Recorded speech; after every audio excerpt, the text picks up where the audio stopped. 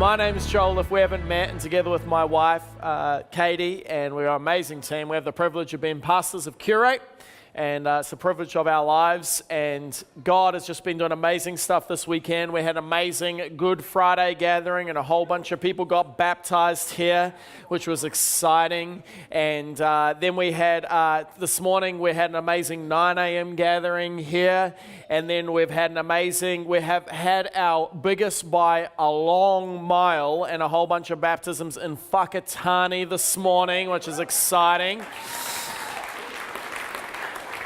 And I've just come over from Curate Tauranga, and great things happening there as well. So it's just great as our family to celebrate Easter weekend. And we got Curate Auckland, which is, in the cards and in development. So that's all good. And it's good to have everybody here today. Easter weekend, I've got a message called, Then I Met Jesus, Just As I Am. Just as I am. He is risen. Yeah, all right. That's the only time we're going to do that this morning. All right. First time I met Katie, man, I was very careful about what I said. I was very mindful about how I appeared. Because when you meet somebody, you want to put your best foot forward, right? Katie obviously didn't care that much about those things. She was just as she was. But there's something about that, like even last night, Saturday night, no doubt town would have been full of people dressed up to the nines. They would have spent copious amounts of time layering on the right things on their face so they could be their best selves. They would have got their best outfit out. They might have even borrowed some clothes from a friend. And the guys, they wore shoes. Because when you're heading out and you might meet the one or one of the ones, because you're out in town looking for the one, there's a sense that you put your best foot forward. You present your best self. That's why, you get scared for people when they start the dating and they get engaged too early, because you're like, you guys are still in the phase where you're only presenting your best selves. And you need to wait till they present their real selves before you decide if they're the rest of their life selves, There's just that sense if you've ever, dated someone and you have that moment where you meet their parents. You want to present your best self. I remember the first time I met Katie's parents, I didn't know I was about to meet them, and I didn't present my best self. I didn't know later that they were actually an anti-beanie family. That if you wore a beanie, you're a loser. But they surprised me in my beanie-wearing self at that time. I got written off straight away. So they're stuck with me now forever. So God bless them. If you've ever been to a job interview, come on, you don't just wear what you wear on whatever day, whatever it is that you do. You put on clothes that you never plan on wearing when you get the job. But you put them on because you want to present your best self. You don't want anything to bring a disadvantage to you being liked, to you being accepted, to you being, perceived well, because it's within all of us. So, of course, we want to be liked. We want to be accepted. And we know part of that is hide the darkness, hide the mess, hide the complicatedness, and present the best. It's not fake. It's just not completely real. Right, it's strategic. I think none of us want to be revealed at our worst. Nobody wants that. That's why I hate speed cameras. Because, they only send you a letter when you're at your worst. They could take photos of everybody going past, and they could send letters to the 99% of the time that you were doing the right thing and say, well done, thank you for driving past the school safely. We've caught you at your best. You're an upstanding citizen. But of course, no, we only send letters when you've done something wrong. We highlight the wrongness. We highlight the mistake. We highlight the incorrectness. And we don't even give any attention to all the greatness. That's why we don't like people who just, we shy away from people who are critics and can only see the worst in us. Because we all want to be seen at our best. Because we know that our best is what's presentable, our best is what's acceptable, our best. I think that's part of the problem with church. Because we all come at our best, right? Like we put on our church clothes, which for me means ripped t-shirts and ankles. Clearly I didn't take the job interview mindset today, present my best self, present my real self. If you can't handle t-shirts in church, Curate's not the church for you. Let's just say that straight away. We come here and we put our church clothes on, and we make sure our kids have their church clothes on. And we put our church smiles on. And it's not fake, it's just not the full realness of everything. And we can come with great brokenness and great disappointment, great struggle, great disillusionment, great failure. And when somebody asks us how we are, oh, so good. Praise Him. It's like online. Online's not fake, it's just not fully real, right? It's like that photo was really you. It was just one of 100 photos. And you got the one where you're sucked in just right, presented. For the guys, just really getting it out there. Been to the gym today, boom. We don't take the photo of the spaghetti on toast, which is our staple diet. We take the photo of that one Jamie Oliver moment. We don't take the photo of our whole house. If we gave you a video tour, it wouldn't look as good as the one clean corner we've shown you, with the rug and pillow perfectly positioned, and us looking very relaxed. It's not fake, it's just not fully real. It's our best selves. And I think we can all think that because we're so used to being accepted by people, when we put our best selves forward, I think we think that that's who God wants to meet as us. We think that I know God can handle my worst, but I better still put my best self forward for Him. And it can trick us into this way of living, and I just hopefully want to set us free a little bit from that this morning, because what I love about some of the resurrection stories of Jesus is Jesus we have recordings of only Him meeting a few people in His resurrected state, and almost none of them were at their best. They were just as they are. And Jesus came towards them, and so they met Jesus just as I am. And I want to tell you today that you can meet Jesus just as you are. Let's just take a few stories. One of them is about a guy named Thomas. You may have heard of Thomas. Thomas has a nickname. Thomas's nickname has become Doubting Thomas. I feel sorry for Thomas, because Thomas had a nickname for a few minutes of doubt that has stuck with him, not a lifetime of faithfulness. Thomas would go on to be a missionary in India and end up dying for his faith, yet people still refer to him as Doubting Thomas. See, I sympathize with Thomas because Jesus met Thomas in the midst of his doubt, and I want to say that God has met me in the midst of my doubt, and God can meet you in the midst of your doubt. I think all of us can identify with Thomas in different parts of our life, because here's Jesus reappearing in His resurrected state, and He appears to all of His followers, except when He happened to turn up in the room where the other 10 disciples were, Thomas was in the bathroom. He got caught up on Candy Crush.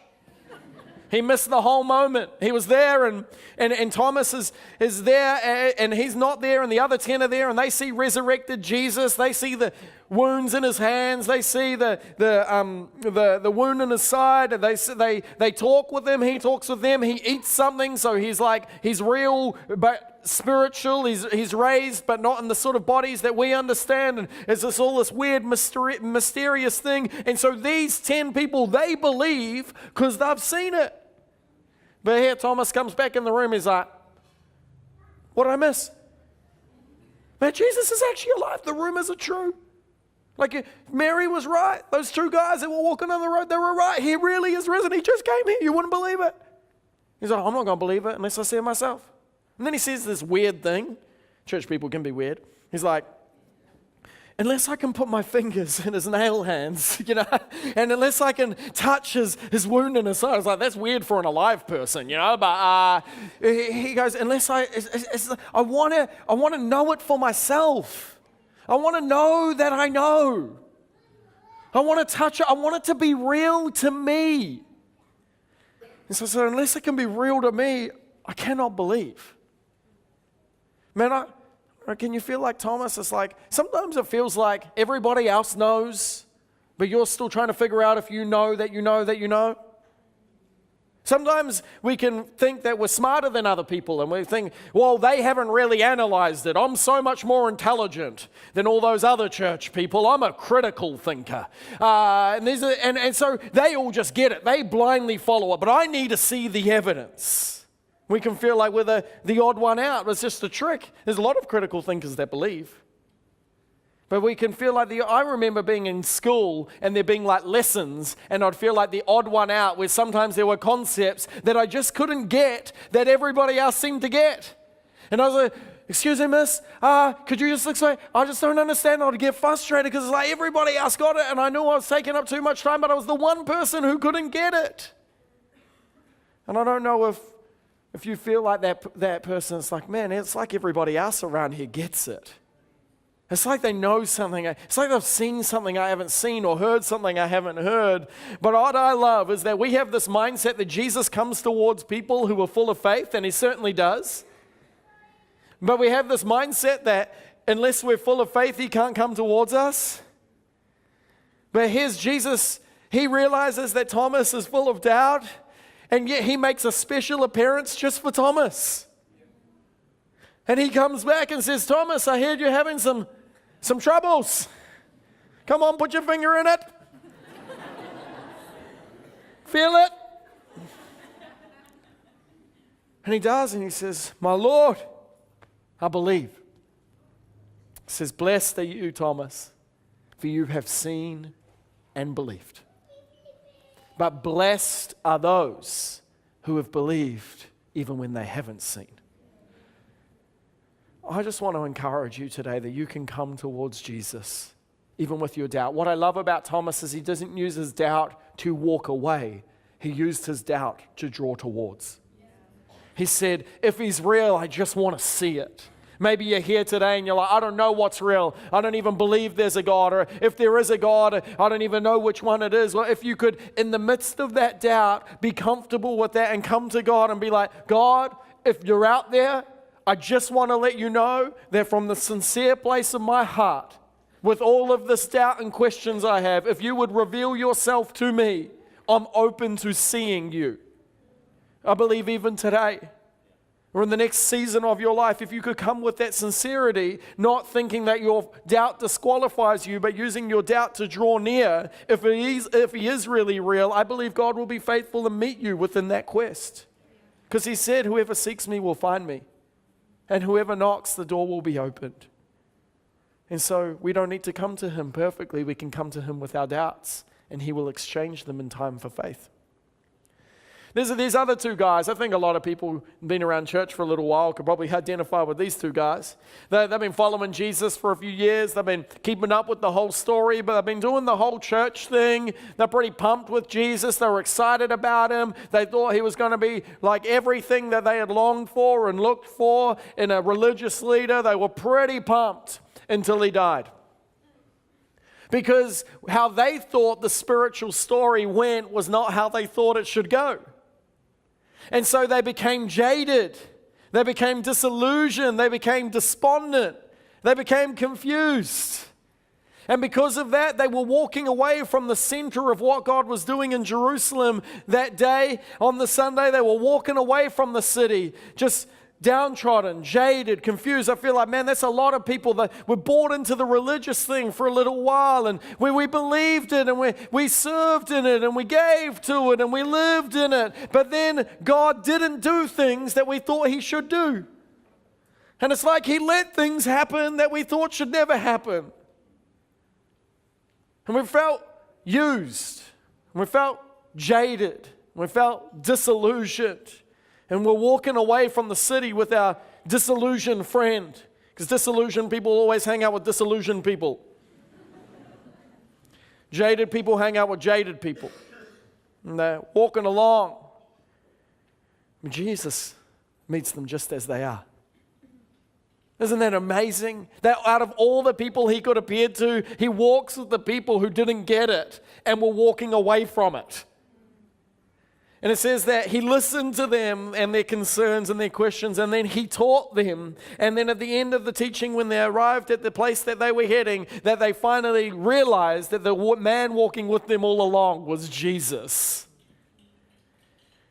But Jesus took them just as they were, in their disillusionment, their jadedness, their despondentness, and he turned it into passion.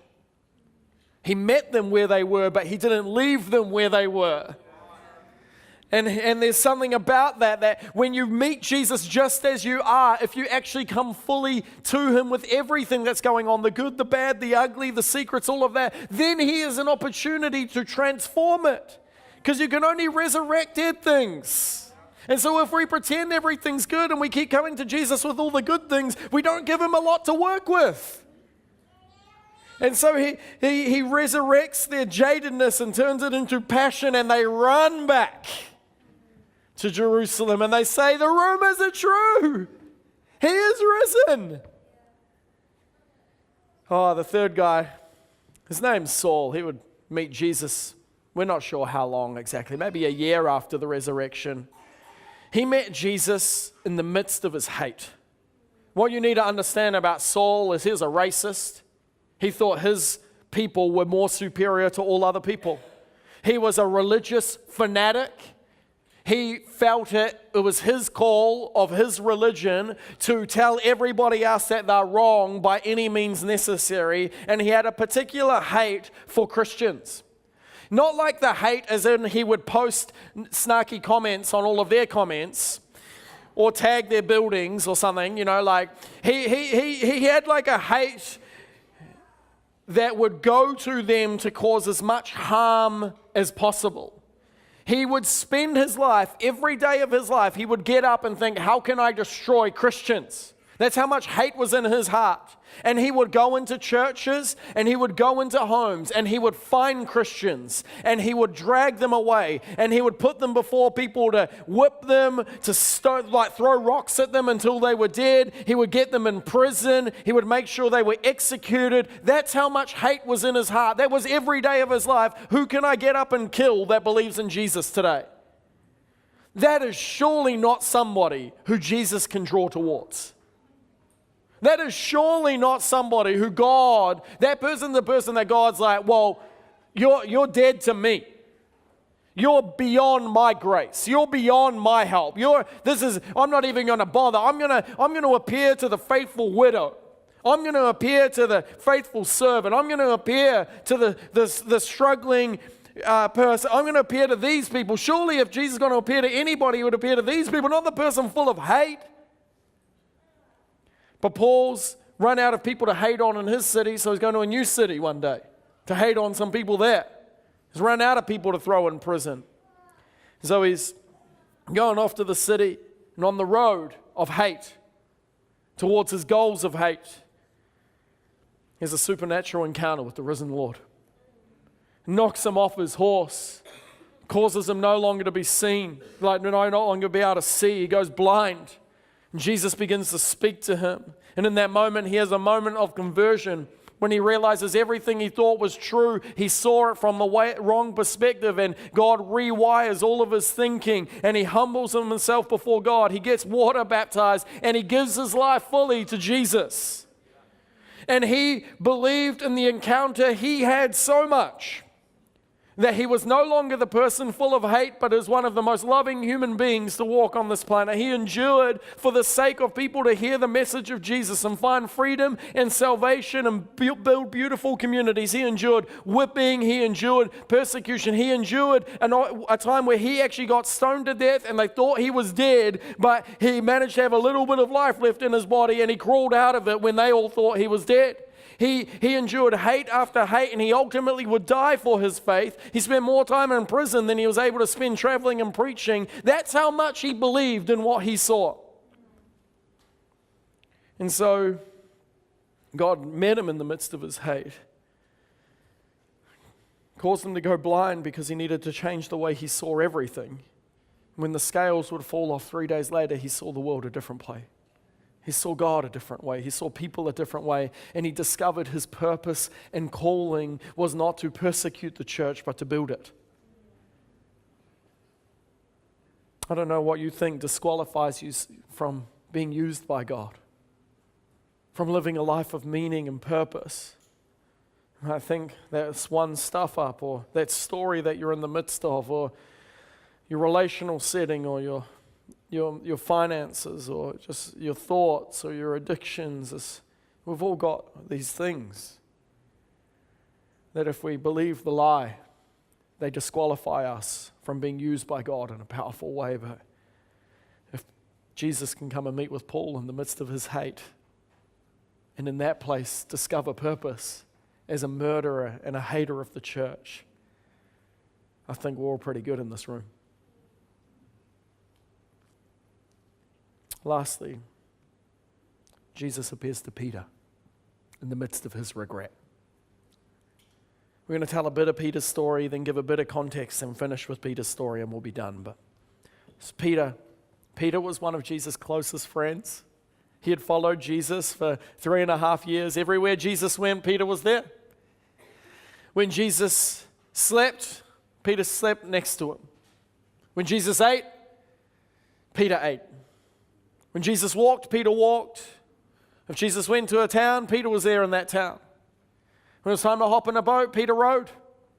When they were doing anything, wherever Jesus was, Peter was.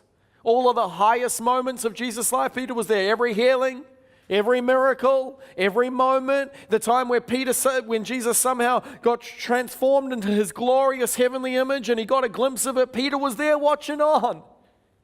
Peter was the first one to discover and declare who Jesus really was, to figure out he wasn't just a good man. He wasn't just a great teacher. He wasn't just a prophet. He was the Messiah, the Son of God. He was the one to say it, and he was blessed because of it.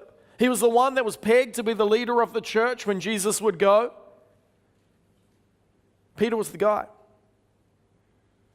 And on Thursday night before Good Friday, Jesus and Peter are having a conversation, and Peter's finally figured out that Jesus has to die, and Peter, because he's the guy, wherever Jesus goes, he goes. He's like, Jesus, if you have to die, I'm dying with you. If you have to suffer, I'm suffering with you. Whatever lies ahead for you, it lies ahead for me. I'm with you till death do us part, Jesus. I think Peter was like, Jesus was like, Peter, that's so kind of you. That's so nice. It's amazing. There's only one problem. I know it's what you want, but it's just not true.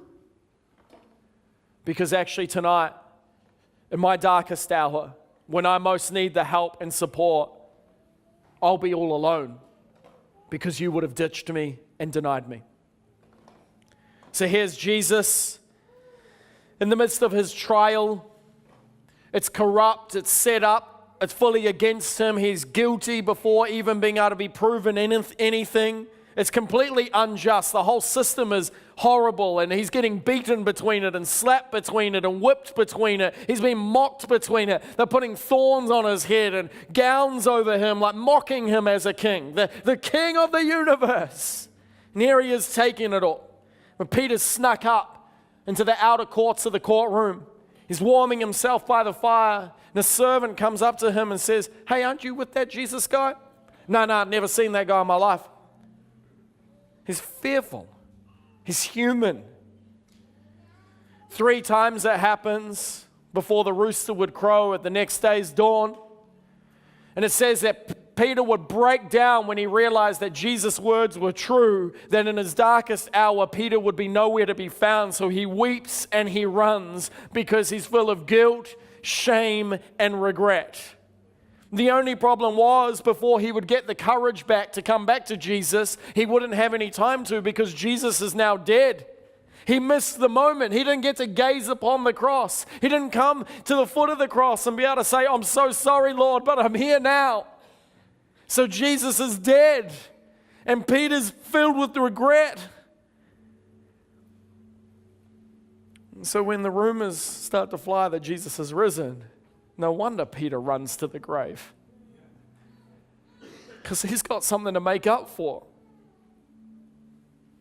The only time we're really told that a conversation happens between Peter and Jesus would be a few days later on the Sea of Galilee. It tells us that Peter was fishing with a few of his disciples as they were waiting on Jesus to appear again.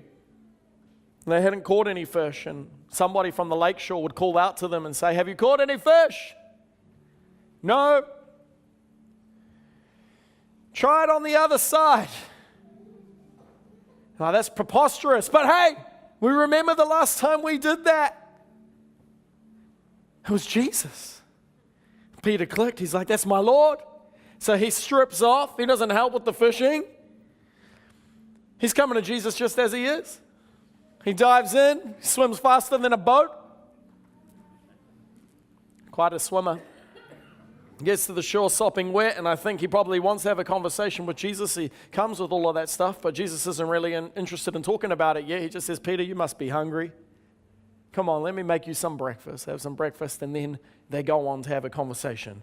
Pause that story there, because the conversation's so much more meaningful than we can understand it to be.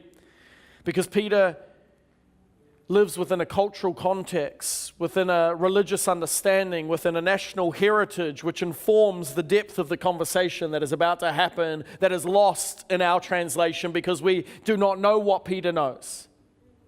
See, a part of his national identity for Peter is that 1,500 years before this happened, that what happened is God called out his nation from the nation of Egypt. They were in bondage and slavery in the nation of Egypt. And in that place, God rescued them. And he rescued them through a series of 10 plagues. Each plague was designed to convince Pharaoh to let the Israelites go and worship God and enter their promised land, but he didn't want to lose his labor force, so he was a hard of heart and resistant. Each plague got worse and worse and worse. I bet God didn't want it to get to the 10th plague, but it had to get there because Pharaoh's heart was so hard. And in the 10th plague, in the story of his national identity that he would have learned since he was a little boy, and he would have had reinforced to him every single year of school, and they would have celebrated every year in their home. He knew, it's like knowing exactly what Christmas was about. He knew exactly what Passover weekend was about. It was about remembering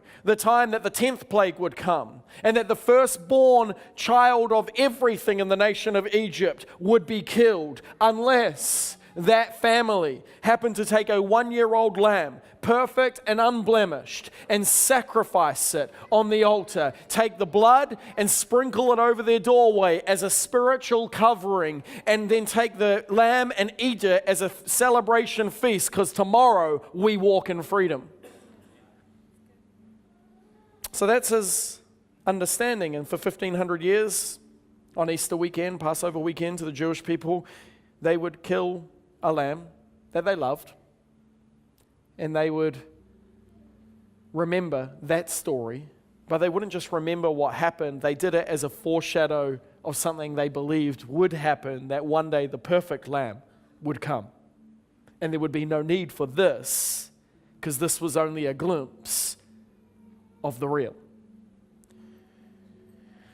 So on Palm Sunday, which was last Sunday, the scriptures tell us that Jesus entered the city of Jerusalem humbly on a donkey, people celebrating and laying down blankets and palm leaves for him as he entered the city, like a triumphal entry to a king after a battle has been won.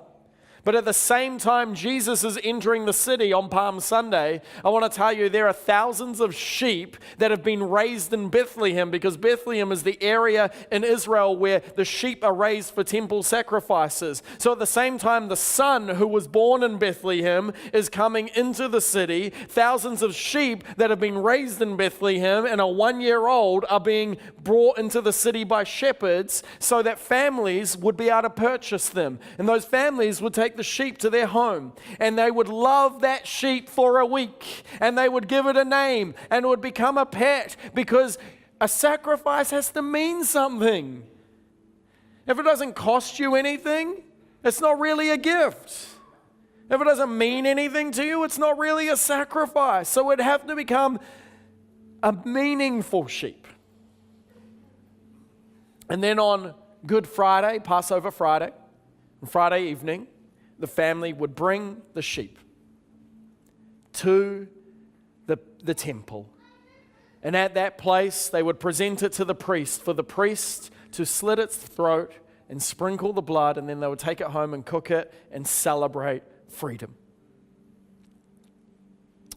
When they brought the sheep to the priest would just ask one question. For there to be a sacrifice, the answer to the question needed to be yes. The priest would ask, do you love this sheep? And if the answer was yes, then the throat would be slit. And the sacrifice would be made. And in that moment, they wouldn't trust in their own ability to find freedom, to present their best selves, but they would realize it's always been about God.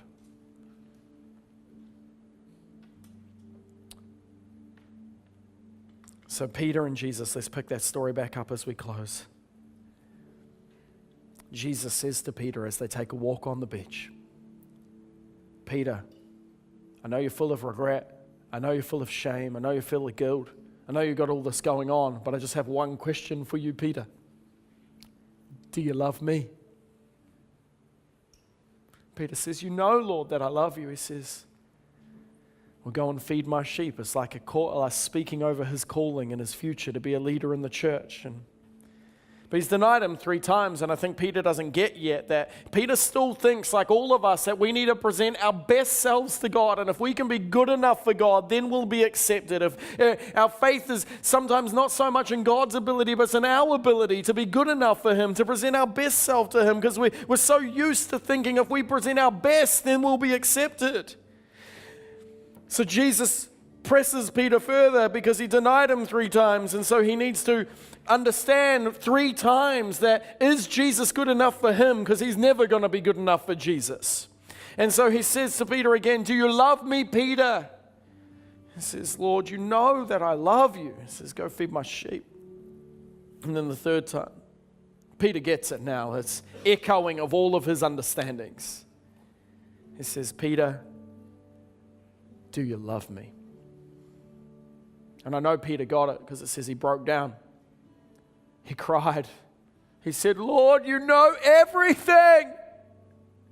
You know that I love you. Good. Now go and feed my sheep.